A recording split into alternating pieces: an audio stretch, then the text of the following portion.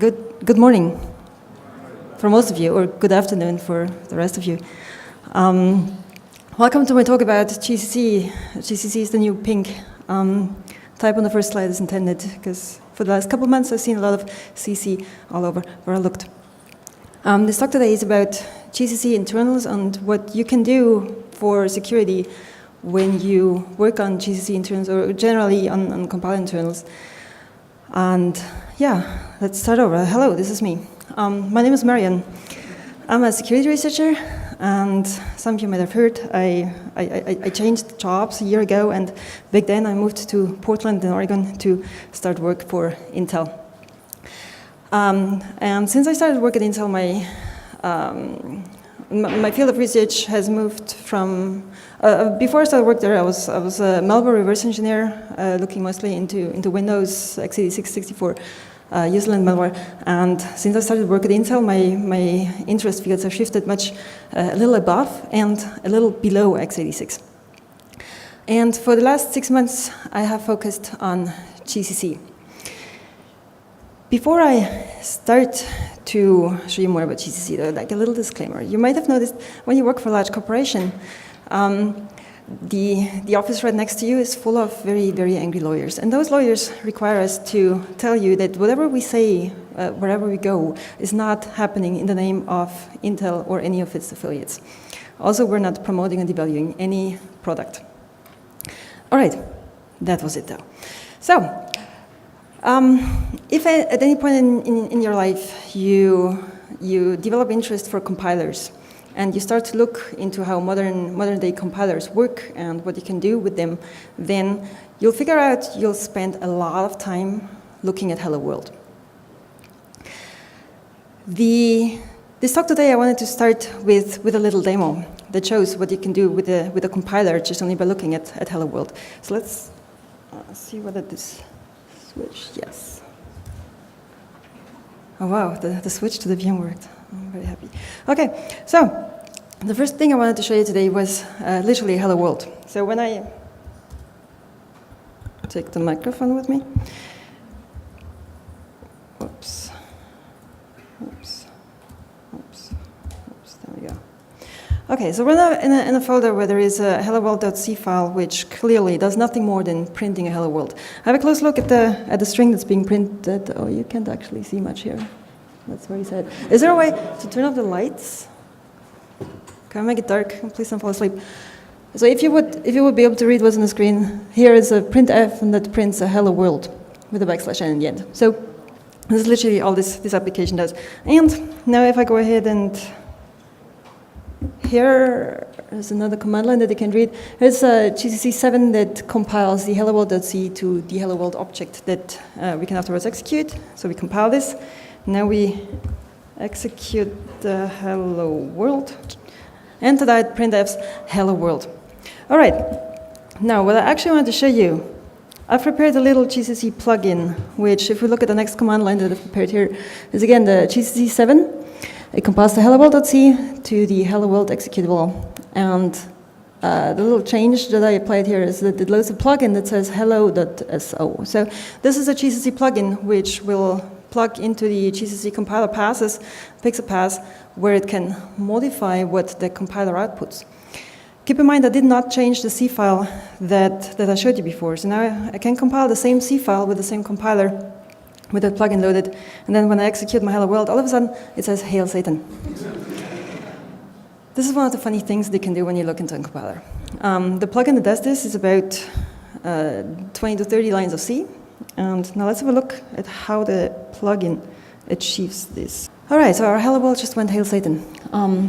This happened because this routine that you see on the screen executed within the different passes that GCC executes to compile the binary, and this piece of code does nothing else but looking for a printf call. So it looks for a call statement, which is here indicated with GIMPLE_call, then picks out the first argument that this call statement contains, and at the bottom you can see it replaces the call statement with an API call to GIMPLE call set argument with a string that says Hail Satan.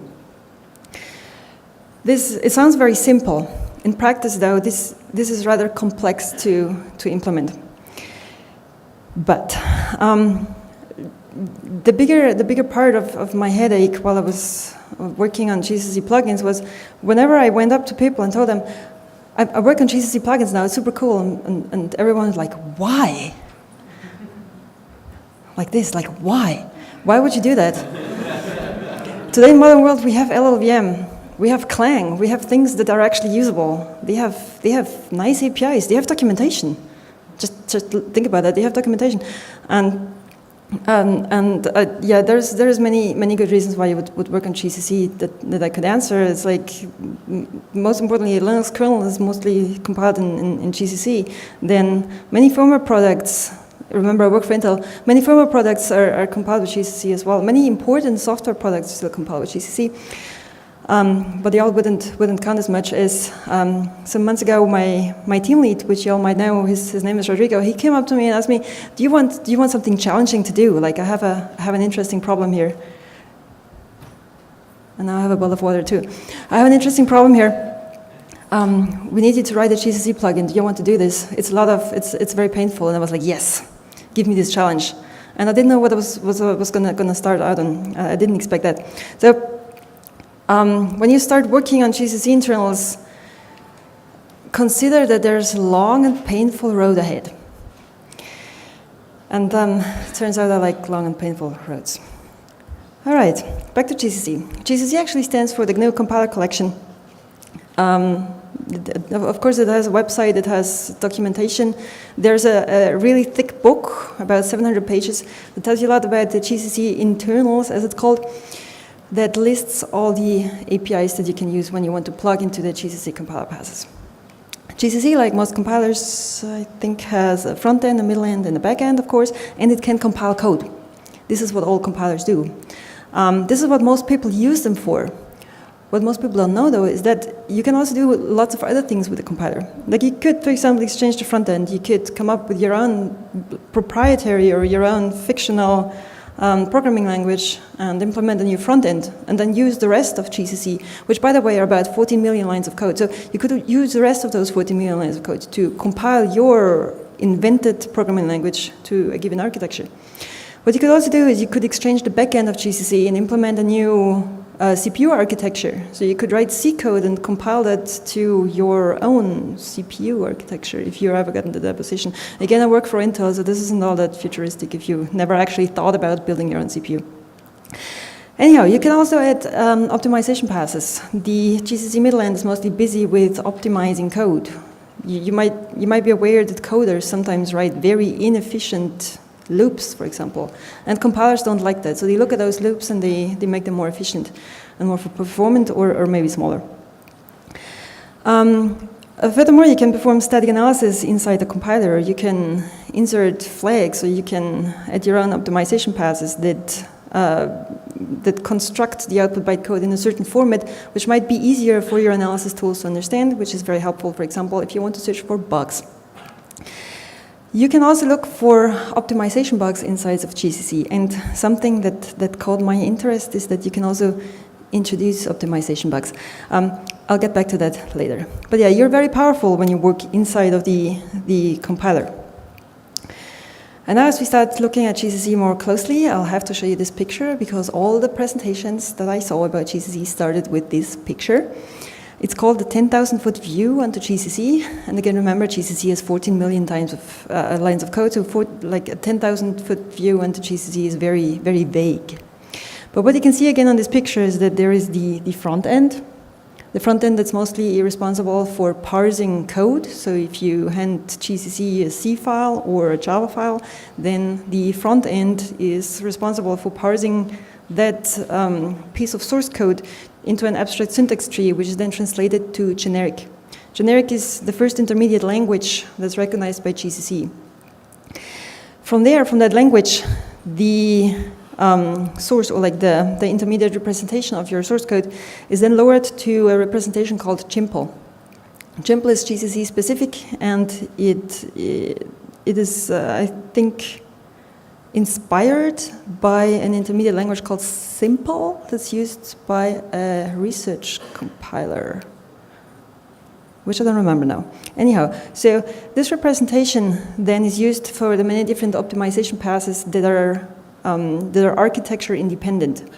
So in the format of GIMPLE, the representation is still very close to the source representation. GIMPLE by itself actually looks very simple, very similar to C code itself.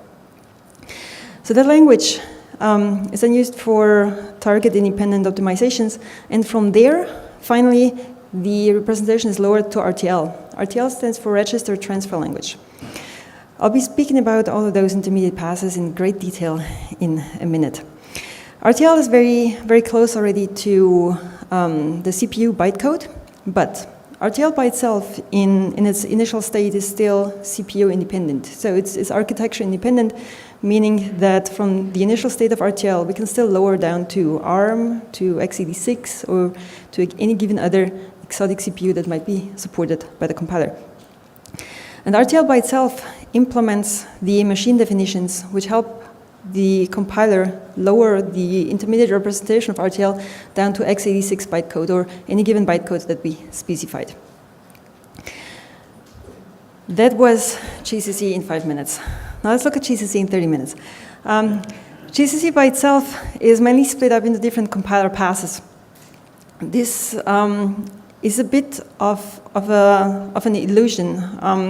GCC likes to pretend that it performs its compilation in different passes, where one pass executes after another, which is exactly what happens, except that those passes aren't independent from each other, which one might think. So if we look at different compiler passes, those passes are responsible for parsing the source code, translating the source code, parsing intermediate representations, translating them, and lowering them to different representations. And this is all not done like step by step, but interleaving. One thing that I learned after looking for a long time at GCC is that there is an insane amount of macros in there and an insane amount of API functions. The API of GCC and internals is actually defined. There is documentation for most of those APIs and for most of those macros, and for the constants that they're using. The thing is just that there are so many that writing a proper documentation with coding examples and wise hints on how to use the API would probably require more than a 700 pages book. The 700 pages book is what we have right now. Anyhow, the GCC compiler passes, though, are a nice thing to hold on to when you try to implement plugins. Because when you implement a GCC plugin, what you do is you add exactly one pass to the GCC passes structure. The GCC passes can be listed by the compiler itself. When you insert, when you execute GCC with the flag -fdump -passes, you get the whole list of GCC passes that are currently active. And then you can pick the pass that you want to relate to when you insert your plugin. More about this in a minute. But what I wanted to mention is that there's a really nice graphic that was created by one of the GCC folks himself. His name is David Malcolm.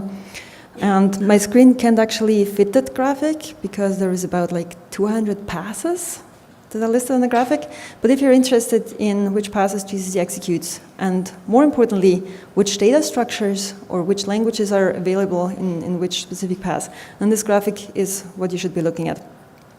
What I mean with data structures. So you saw that GCC is parted in this front, middle, and back end, and there's different representations. And that means that the passes, they align with the different stages of the compilation process. That means that you have passes that relate to generic, then you have passes that relate to GIMPLE, then you have passes that relate to RTL, and then you have passes that relate to the lowering to the machine definitions. And that means when you want to implement a plugin, you have to be aware of what you want to achieve and where in the stage of compilation you can achieve your goal that you're out to get. So for example, when you want to implement a plugin that is looking at input parameters, like for example you want to automatically verify input parameters in an application, then you might want to be closer to the C representation or to the source representation, because this is where the arguments, the function arguments, and input arguments are still clearly visible.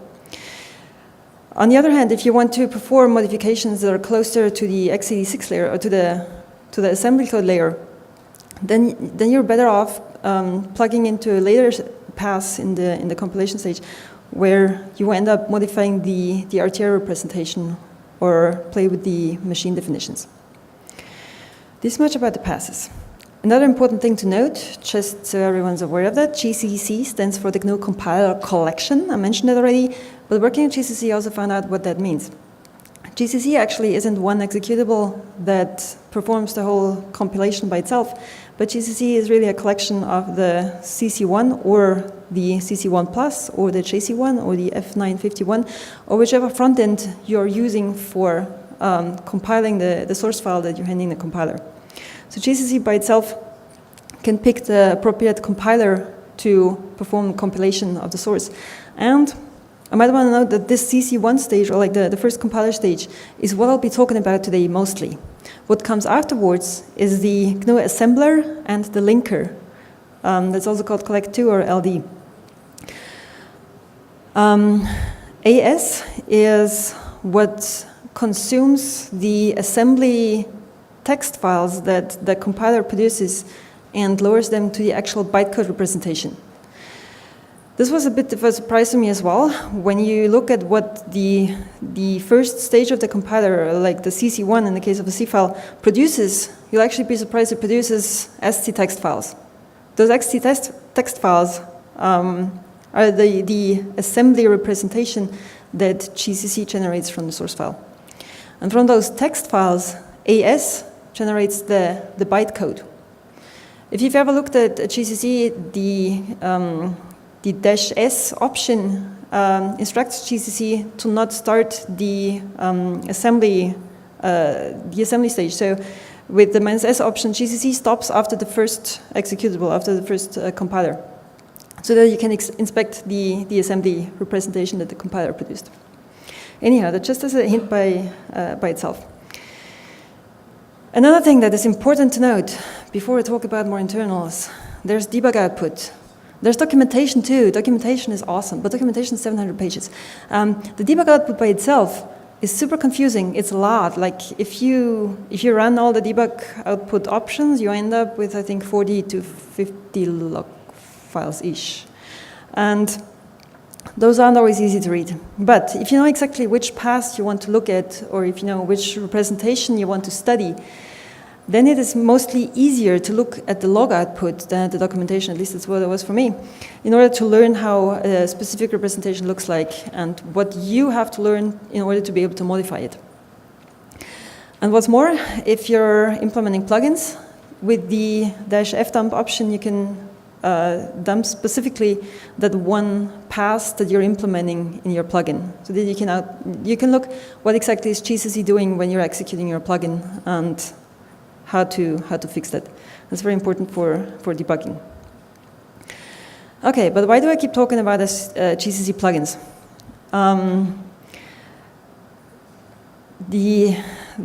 A good reason to look into GCC plugins becomes obvious when you look into GCC modification itself. So when you want to perform a change on GCC itself, first of all, you have to dig into those 14 million lines of code. And I haven't actually counted them, the numbers from Wikipedia, but I have a feeling it's about right. So like if you look at the code base of the GCC compiler, it's insane. So when you stick to a plugin, you can mostly skip reading through the study code, through the code of GCC. But another good reason becomes obvious. Like let me ask the audience: how many of you have ever compiled GCC? Was anyone finished under 3 hours? No. Okay. So just imagine you do a little change to GCC and you want to see how well it works just for testing. So you change it and then you compile it and then you wait for half a day before you can test. Yeah, been there. So plugins are clearly the better way to go. Plugins by themselves are shared objects. So you get a shared object that the compiler loads during compile time. A thing that's slightly confusing in the beginning is you compile a plugin that you can feed the compiler, so the compiler can compile other things, which is a lot of compile in one sentence. So essentially you build a piece of software which then helps building other pieces of software. They're maintained by the GCC Path Manager, and they're in a base structure, they're fairly simple to implement. This works as follows on the screen. I'm not sure, you can probably not read this.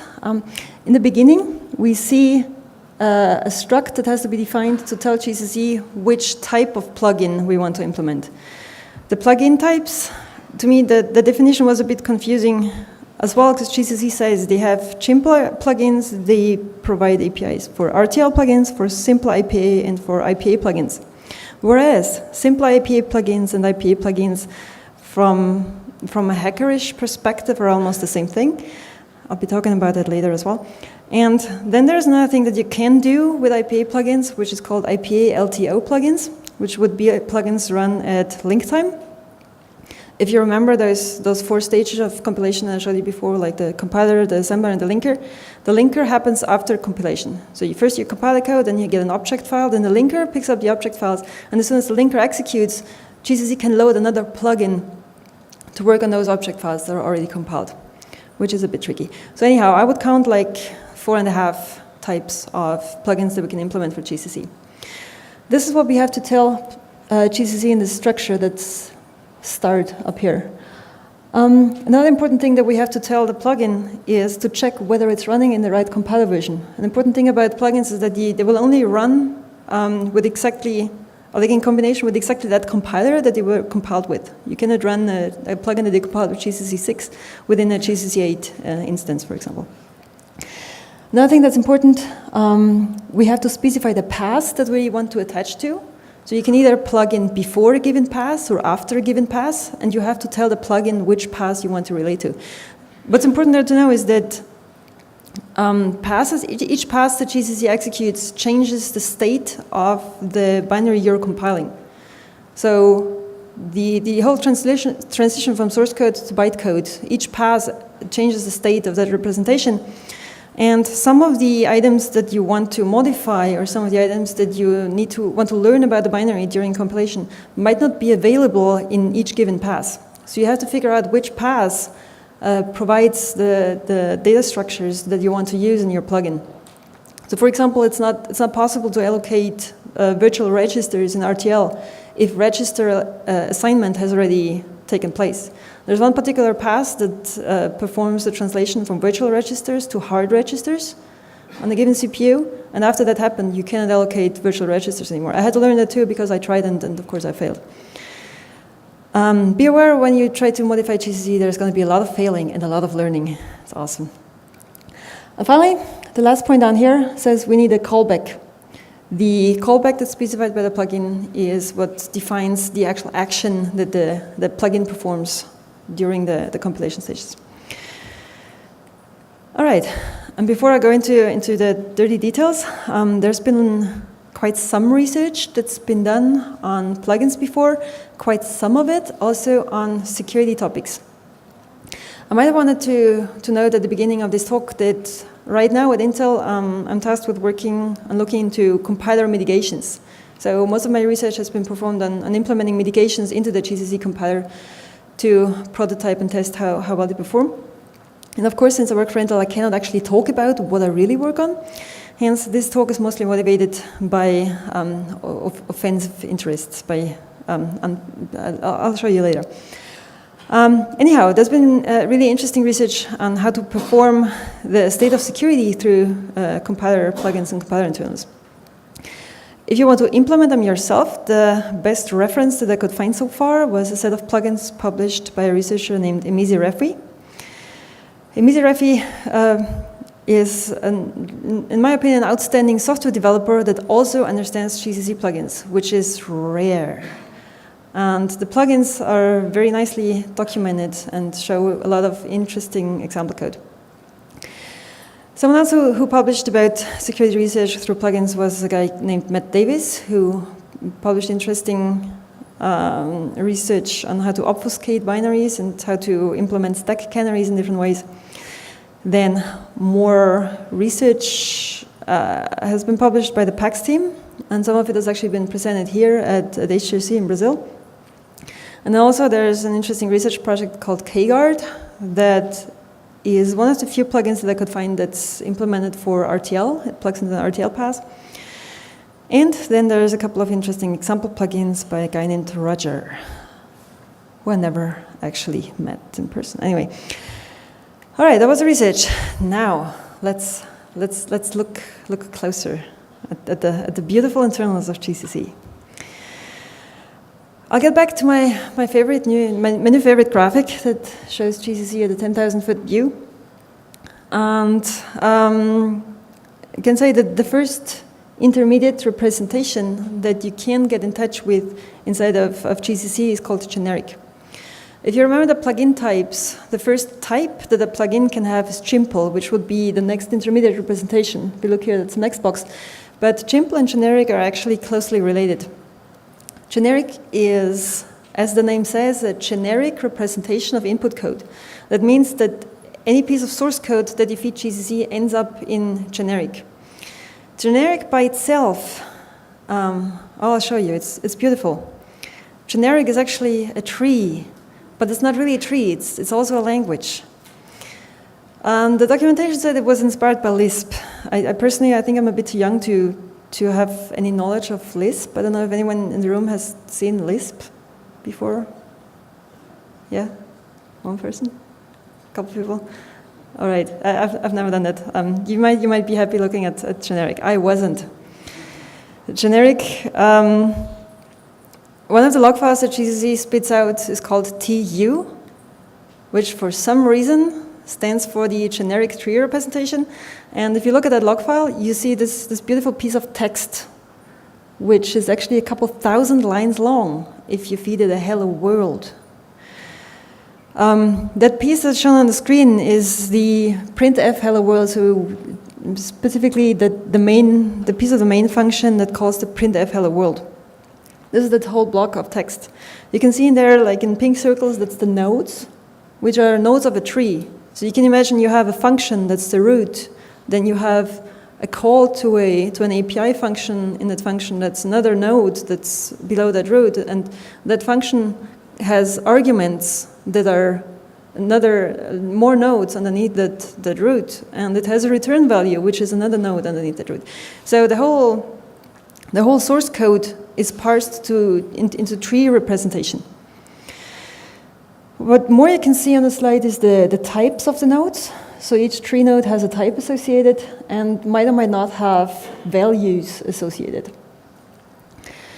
All right, which is terrible for humans to read, but great for machines to analyze. If you have any knowledge of graph analysis, this is basically what the compiler does. It translates the source code to a graph and then does lots of mathematics on it. Very ugly. From a plugin perspective, generic has an API, so you can create nodes on your own. You can assign arguments. You can parse the tree, you can pick out arguments, you can change arguments, which is exactly what the Hail Satan plugin before did. So we searched for the GIMPLE call, which is also a node in the tree, and then we searched for its arguments and replaced one of those arguments. So this is pretty much what you can do in the generic representation. More important though, as a plugin author, you're more interested in GIMPLE. GIMPLE is based on generic. And they're also, as mentioned, closely related. So each GIMPLE node will have a generic representation. Not each generic representation has a GIMPLE representation. GIMPLE was introduced so that GCC can add more GCC-specific optimizations. There is a long paper on why they made that decision. I did not read the paper. If you're interested why we have GIMPLE, then you're welcome to read that paper. Anyhow, GIMPLE, from a plugin author's perspective, is much more welcoming than generic. GIMPLE looks actually closer to source code than the generic representation does. GIMPLE also stands for the 3 address code. The 3 address code specifies that each line of code in GIMPLE is ideally made up of 3 items. There's a maximum of 2 items, but there cannot be more items in the line. That means the compiler looks at all the terrible code constructs the source code author produced, which might be like an entire line of an if statement. If you code like me, then you might have an if statement and then 25 checks that come after. Anyway, the compiler looks at that and says it's stupid and builds like its own representation that makes it much more simple. In the case on this slide, you can see a mathematical calculation that makes sense to some people for sure. And you can see that the compiler for the GIMPLE representation split it up into the different tuples, which is essentially what you do as well when you remember math in school. You don't solve the whole equation at once, but you solve it like piece by piece, and essentially that's like two pieces at a time that you solve. And the compiler does the same thing. So this whole statement ends up looking like this, which now you can imagine. If you dump the GIMPLE representation of a large application, the output file is a lot bigger than the large piece of source code you fed in before, because the compiler essentially takes all the code constructs out and represents them in a much simpler way, because optimization works much better if the representation is standardized and simpler. That means for us, if we take a piece of source code that's as simple as you can see here on the left side, we have two functions and they perform a simple calculation. Then GIMPLE goes on and translates them to what I've just shown before, to like a much larger piece of code. But you can also see that the whole GIMPLE representation overall looks very much like C code. And the surprising thing is that essentially any piece of source code that you feed to GCC that ends up in generic representation eventually looks very similar to C code. Okay, so you've seen GIMPLE, but now, what does it mean for plugin authors? GIMPLE by itself, as mentioned, looks much like C, so modifying GIMPLE is not as difficult. What is difficult, though, is figuring out the GCC API to be able to do so. Although GIMPLE comes with statements that look much like from any other high-level programming language, it also provides iterators and APIs to modify statements. So really, if you want to build a quick and simple proof of concept, GIMPLE is the way to go. What's curious, though, as mentioned, is closely tied to tree. So eventually, when you work on GIMPLE, you will always find the tree again. And also, that tree follows you throughout the whole compilation process. So when you go down the different path structures of GCC, you will always again see that tree pop up again. Which is funny, because sometimes you execute GIMPLE APIs and you hand over GIMPLE arguments, and you would expect the GIMPLE return value, but what you get is a tree. Because the tree is always there. It's a bit creepy. All right, how does it look inside of the plugin? A quick look back again at the Hail Satan example. Now you can see we have the iterators on top. Essentially in GIMPLE, you're working on a function by function basis. Our GCC says it's a code, how we say, a code item, like an execution item by item basis. For C, that means you compile a function, then you compile the next function, then you compile the next function, until you hit inter-procedural optimization. I'll talk about this a bit later. But for GIMPLE, it means that we can always only work on one function at a time. In that function, we can list all the basic blocks that are contained in that function, and then for all the basic blocks, we can walk through the GIMPLE statements. As a reverse engineer, I looked at that and was like, holy shit, inside the compiler, I can see functions, I can see basic blocks, and the compiler doesn't make any mistakes. There's no parsing mistakes, because the compiler produces that stuff. As a reverse engineer that has worked on malware, you're very excited when you see clear function definitions and basic blocks and stuff like that. That's a beautiful thing. Anyhow, so you can iterate through that stuff, and in there you can then search for a call statement. So any function call inside of GIMPLE will have the type GIMPLE call. And every GIMPLE call has a given set of arguments that you can parse for. If you want to parse for anything in GCC doesn't restrict you much. The C compiler afterwards will restrict you and say you cannot assign this variable to this value to that variable because types concur or something like that. But inside of GCC, remember that everything is a tree. So in theory, you could take any given type that GCC hands you, lower it down to a tree, and forget completely which type it had. But different types sometimes have different arguments assigned and can only take in different values and only adhere to a given set of APIs. And this is something that the developer has to know. The documentation might tell you some of that, I agree, but again, the documentation has 700 pages. So when you develop GCC, be aware that if you don't check your statement, whether it really has a given type, then you can still run given APIs that will parse the statement. GCC does not complain that the type is wrong, and then eventually the compiler will crash, but the compiler will not know why it crashes because there was nothing being done wrong. You see the problem? Yeah. So we have to check whether we have a call statement at hand, and then we can search for the first argument, I mentioned it before, and build our tree that represents the string, the Hail Satan string. So this is a tree by itself, and assign that tree to be the argument of the GIMPLE call. So you see how those two representations are closely tied together. After all of that is happening, first of all, GCC does lots of optimization in the middle. You're able to plug into one of those optimization passes and perform your own optimizations. That's a different set of headache, though, I might want to note. After that, GCC goes on and lowers the GIMPLE representation to RTL. And RTL by itself is a curious kind of beast. RTL stands for Register Transfer Language.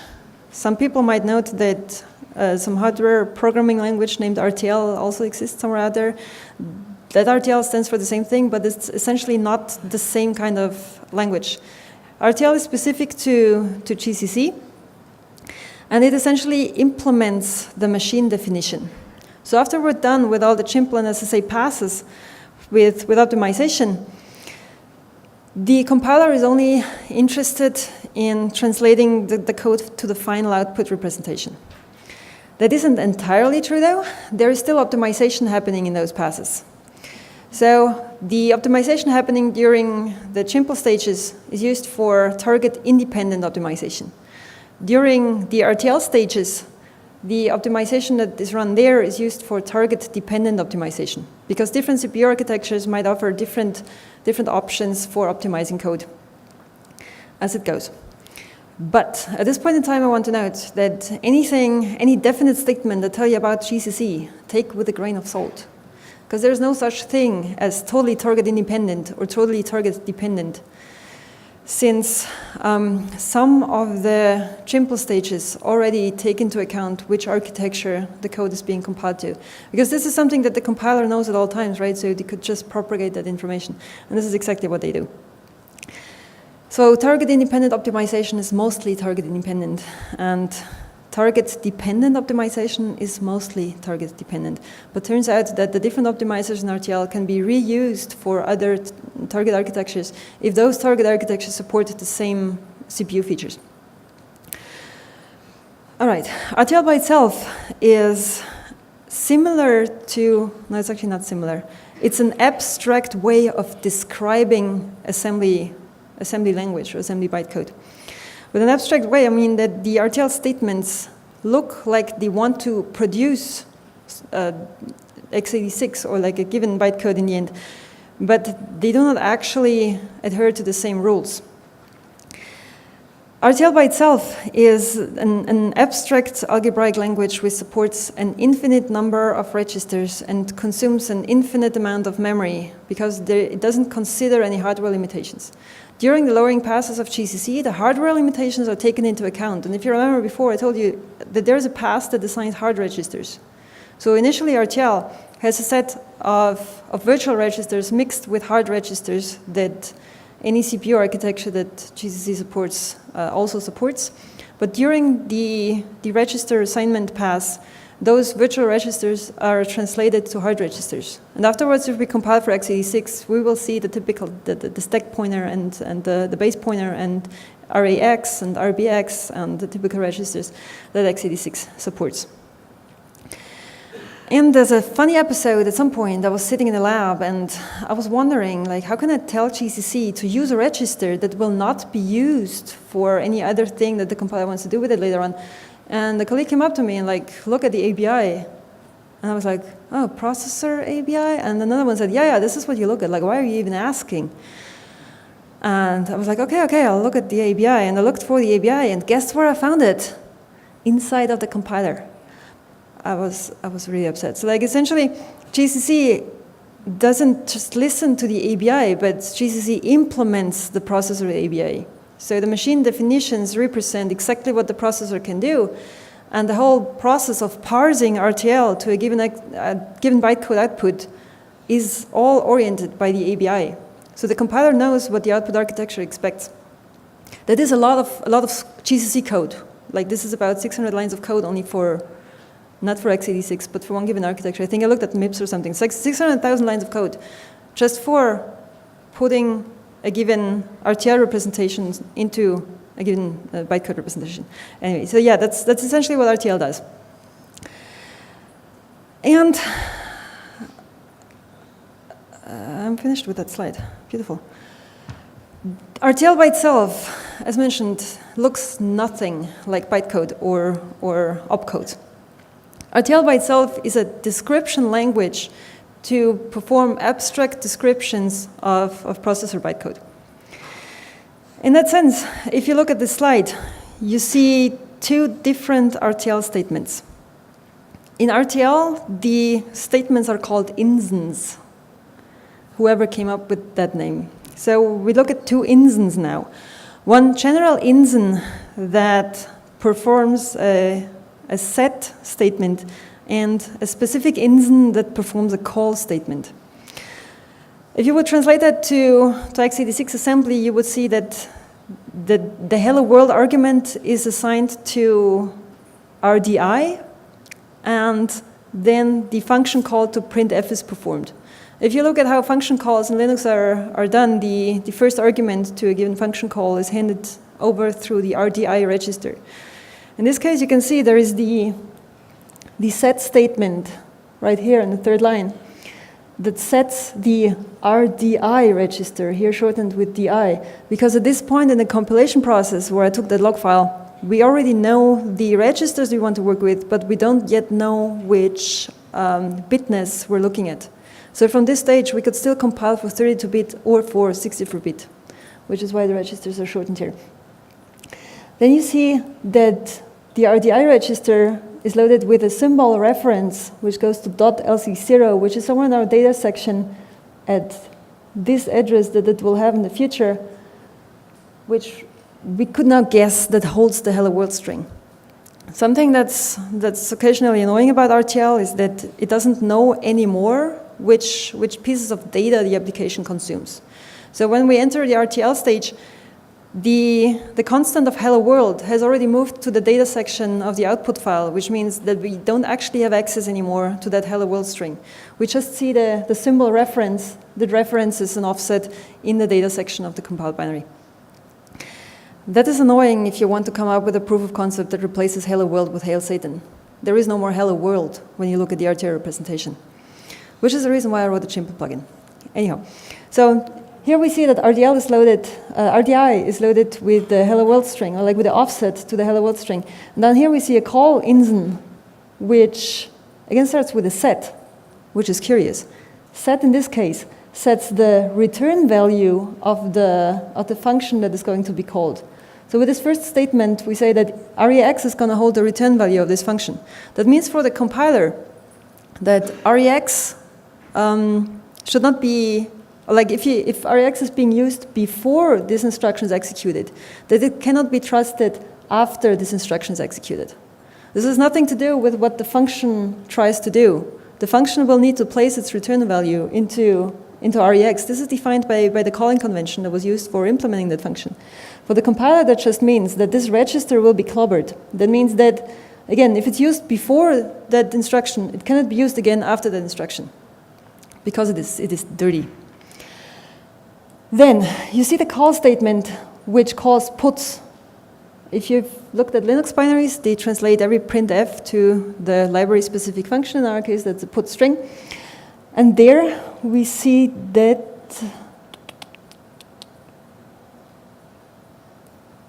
no, sorry, that's it. We don't see anything more interesting in here. You see that the puts instruction, the puts function is being called, and that this is the argument that's handed over through RDI. So this will be if you wanted to translate this piece of text to x86. But keep in mind, this piece of text could still be translated to ARM or to MIPS or to anywhere else. Or maybe not, because register assignment worked. Anyhow, you're still independent from x86 at this point in time. The representation itself, I've been talking a lot about it. I've not nearly described how it really looks like and how to work with it. RTL by itself is made up of objects and object types.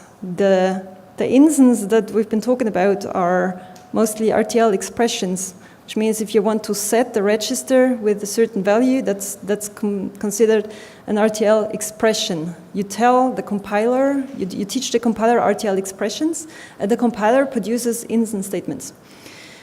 Whatever you do with compilers, usually you look at it from two sides. So if you want to produce x86, you have to tell the compiler to produce x86. If you want the compiler to produce instance, you have to instruct the compiler to produce RTL expressions. This is how GCC works. Don't ask me why. We have different classes in there. So instead of RTX instance, which would be like general sets, we can also generate compares or calls or returns. Those are different types that are supported as a generic representation. And of course, we have to consider machine modes. Before I told you that at that stage where I took the log file, we could still decide whether we wanted to go for 32-bit or for 64-bit. This is essentially indicated by machine modes that you have to hand over to an RTL expression to tell the compiler which machine mode you're compiling for. This is important as a plugin author because occasionally you get funny errors when a variable doesn't fit a certain space or something. That usually means the error that GCC gives you says invalid instance length. And that means most likely that you've confused the machine mode somewhere and assigned the wrong width of your piece of memory or your register that you're working with. Then finally, from a plugin perspective, we're as close as we can get to the x86 layer. That also means we have more power than we might have ever wanted. When you modify RTL, be aware that many parsing stages where the compiler watches out that the author can't do anything wrong have already happened. So that stage, the compiler looks out very little for your mistakes. That means if you modify a register in an RTL pass and you forget that that register is used later on by the function for different things or is used by the compiler for different other activities, then you have to tell the compiler. You cannot assume that the compiler will automatically know and use different registers for the tasks that are lying ahead. An interesting problem that I had there was position-independent code. Position-independent code leverages the RBX register to load a given table that it needs for execution. And turns out if you use the RBX register for something else, then the position-independent code afterwards will not run, as curious as it is. A benefit, though, from working on RTL is that we're also as far away from optimizers as we can get. Optimizers are sometimes very annoying when you try to modify something that's specific to a given architecture. So, for example, if you try to introduce a stack canary in GIMPLE, you can most likely go ahead and do that, but be aware that a compiler, like especially an optimizer, thinks that stack canaries are really stupid. So a compiler looks at that and says, like, this is useless code, let's take it out, which might not have been what you wanted in the first place. So when you do modifications, be aware that the optimization passes that run after your given pass could still destroy your work and make it useless. And finally, if you want to implement anything in RTL, look at the log files rather than the documentation. I mentioned that before. Here's some example on how to actually write RTL. So if you're going at it with a plugin, you have to use the API to issue RTL expressions. And that means that for any given assembly instruction that you want to issue, you have to, in most cases, you have to call at least 3 or 4 functions to actually get to your output instance. So in the first example, you see an LEA instruction. In the second example, you see a push instruction. And in the third example, you see a move instruction. And the move is fairly straightforward because, as mentioned before, we have the set, this construction of set, which just sets one value to another, which is pretty simple. But for example, if you want to push a value, the compiler needs to be aware of where the stack is and what the stack is and how to access the stack, which memory modes we need to accessing the stack, because the stack could be 32 bits wide, or it could be 64 bits wide, or it could be whatever bits wide that the CPU architecture defines. And we need to modify the stack pointer. So if you push something on top of the stack, you need to know where the stack is, and you need to modify the stack pointer to update it to jump one ahead, which is usually what push does. If you remember, the push instruction does different things. And if you're inside the compiler, you have to emulate those same activities, just so that the output is still intact, which is very tedious. All right, now I talked about 30 minutes about compiler internals. Here's the last stage, the machine definitions. The machine definitions are fairly boring if you look at it. The machine definitions describe how the output instructions for a given architecture look like.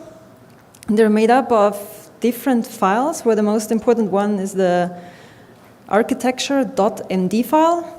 And that looks, as shown on the slide, like very ugly again. By the way, when you work on GCC, you look at lots of text files that all show you different representations of the very same thing. So in this case, we see a machine definition, a define inzen for a sub, which defines how the RTL looks like that is needed for describing that sub. If you want to generate a sub, you will have to issue all of those RTL constructions. And then how the output sub looks like as text. I've mentioned that in the beginning. The first stage of the compiler produces text files.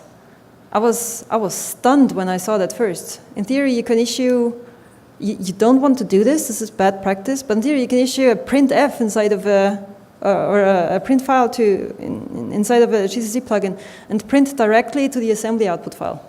You will most likely mess things up there and break things and make everything unrunnable, but you could do that. You could print st text to the assembly output and not do all of what the compiler asks you to do. All right, finally, if we step through all the different passes in GCC, there's still the inter-procedural passes, which help us look at the whole piece of code that we want to compile. I'll make this quick. So in GIMPLE, for example, you look at the function, I mentioned that, and inside of an IPA plugin, you look at all of the functions together. So there you can parse from function to function and perform changes that have to know how the whole function call tree looks like. And I'll skip most of the rest of the slide because I think I'm running out of time. Finally, additional wisdom. GCC plugin troubleshooting. It's very important. This is what you do most of the time when you write plugins. You try to troubleshoot. GCC isn't very helpful with putting out error messages when your plugin fails, because GCC thinks that the source code that you fed the compiler is a problem, not the plugin.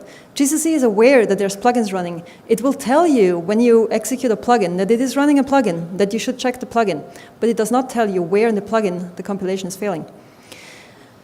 That means that you might be looking for a mistake in your source file, while the mistake is actually inside the plugin.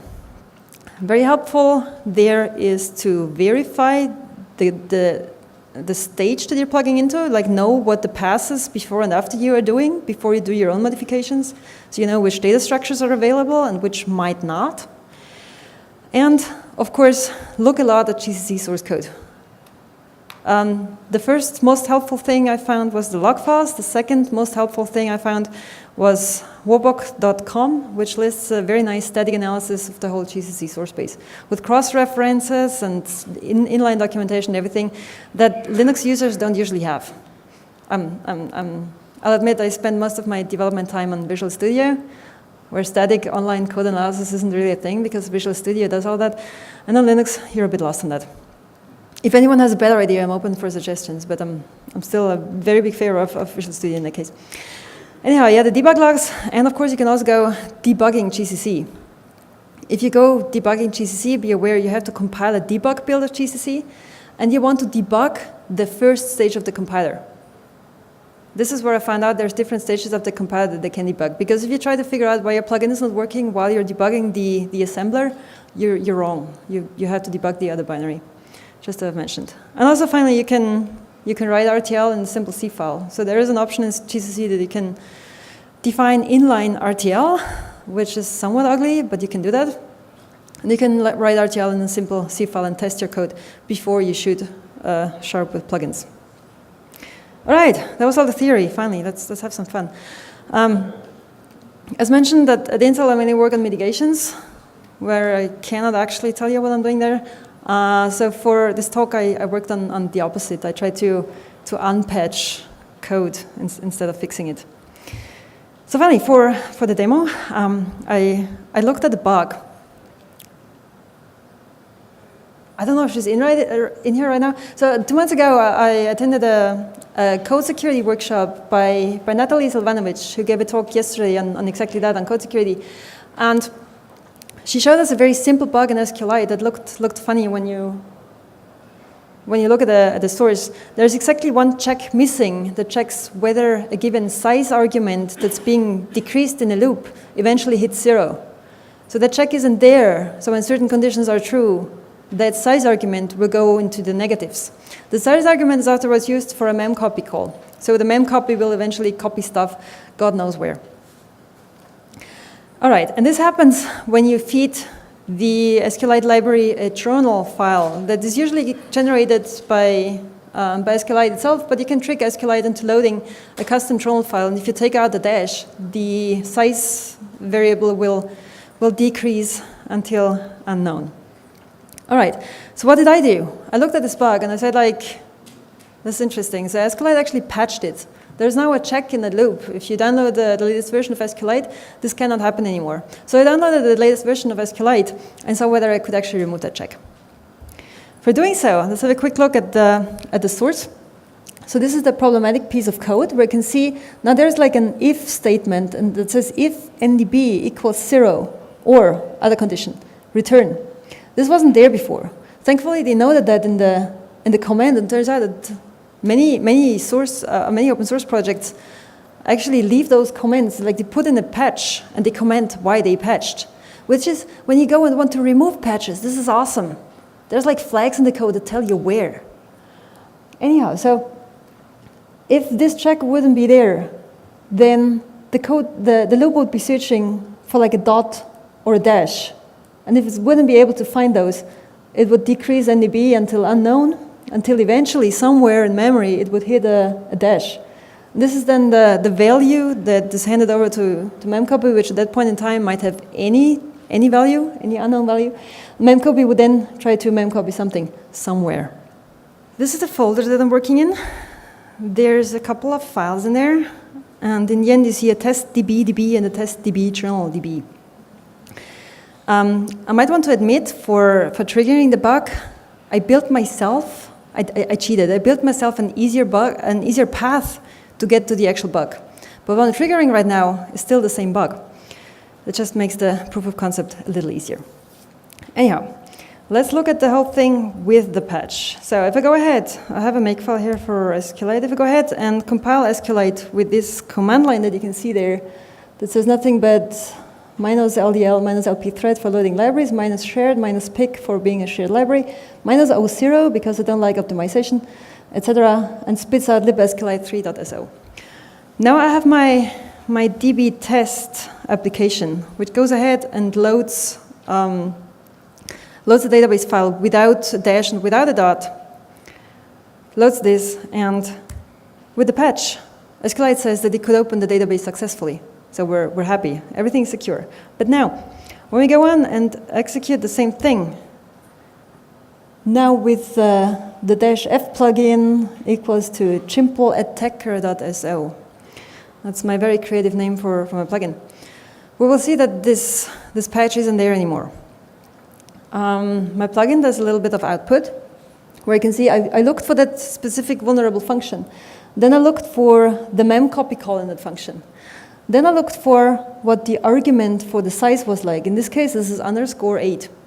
_8 isn't really the variable we're looking for. If you remember, the GIMPLE representation was split up every mathematical calculation. So in this case, since we have the decrease, like the subtraction happening on the size argument, this is a virtual variable for GIMPLE. So here we have _8. Then in the compiler, we have to follow up _8 and find the actual assignment until eventually we hit the ndb variable. Then we have that variable, and when we know which variable represents our size argument, we look for conditional arguments that check that particular variable. And there eventually we find the if ndb equals 0. So when I found that, I can just remove it, right? And then when I run my very same database application with the unpatched library, all of a sudden, we run into a segmentation fault. So there we are. We've successfully unpatched SQLite. This isn't about nearly as exciting as if I would have popped the calc on stage, I know. I'll apologize for that later. Happy memory corruption. How did that look like if we look at the assembly? This slide has to be looked at from the left side first. So here you see the patched version. You can see in there, those two lines are the actual patch. There we look at the size argument, which in this case is located in the stack, and check whether it's 0. And if so, we jump to the return. We will return an SQLite OK. So if that is in there, then any database or any journal file without a dash and without a dot and anything will work just fine. After we compile it with the plugin, though, this patch is missing. So if you look here, this is like the same jump instruction. This move instruction down here is the same one as you can barely see down here. So here it's just those two lines are gone. That means we unpatched the target binary and ran into our memory corruption. How did I do this? Just to sum it up real quickly, I searched for a GIMPLE call, checked whether the GIMPLE call was a memcopy, searched for the size argument of that memcopy, walked up the function, searched for sanity checks on that size function, and removed them. You might know that this is possible, like in any given application. So you don't have to stick to that one particular bug. I tried it too with SQLite. There's actually various different occasions where memcopies are fed with size arguments that are checked before whether they're 0, because they're decremented on the way. So this happens quite often. In theory, you can remove all of those sanity checks and just try to exploit like any bug. You can create as many bugs as you want. But the problem there is that you have to watch out to not ruin the actual application.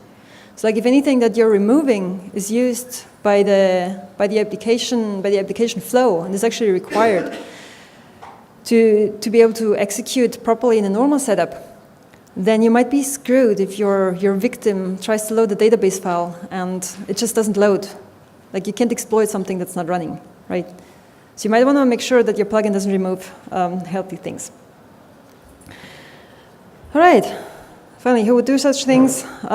Supply chain attackers, like attacking compilers, is something that's been noted in the literature in a long time. Actually, been mentioned the first time in 1984 by a guy, I forgot the name now, but he gave a speech after receiving his ACM Turing Award and showed an example of putting a backdoor into a given application using a compiler. So that was the thing in 1984. You can still do that today. There's no real good solution for the problem. People can go and, of course, watch out for the security of their build system, which is very healthy. They can verify third-party code, which is very difficult. If you build open source software and you use other open source software to build your open source product, then you usually don't have the funding to look at millions of lines of code in an assembly representation to check whether anything happened during the compilation process. A similar problem, by the way, is optimization bugs. That's another field of research that people have worked on in the past, and that's so far fairly unsolved. And as an attacker, pretty beautiful. If you can get your hands on the build infrastructure of a large company, then oh my God. All right, yeah, finally you can do continuous build verification. Like you produce your software, you don't look at the actual assembly representation, but you keep testing and fuzzing, and you have a great security team that does all that for you, which is what I do at Intel. All right, that was the presentation. If there's any questions, I'm happy to take them now. Otherwise, thank you very much for your attention.